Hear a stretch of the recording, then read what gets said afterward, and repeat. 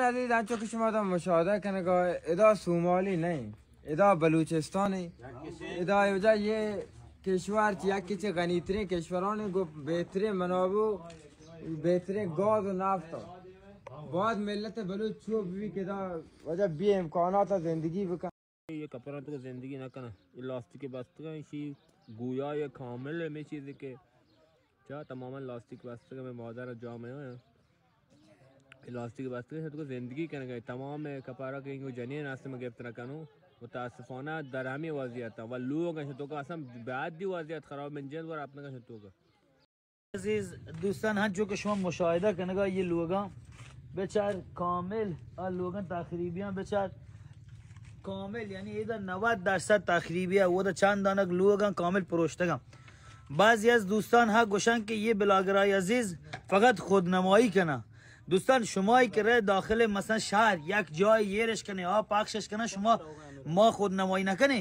माँ कहेंगे रुस्ता तो का चुशे लोग दार ये जगह के एक चश्नी से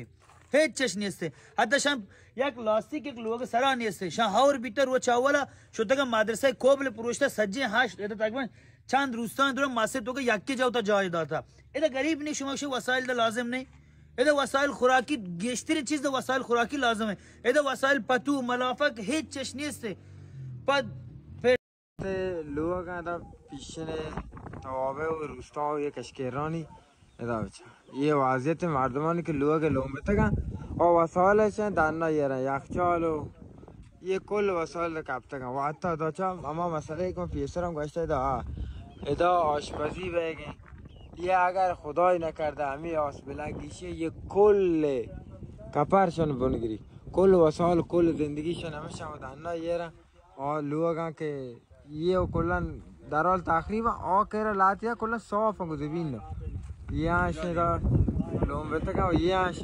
यहाँ लोगों नाल के लोम तक سقف نداریم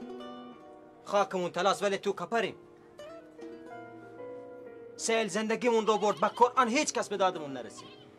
مردم دعا میکنند بارون نیاد که خونه خراب نشن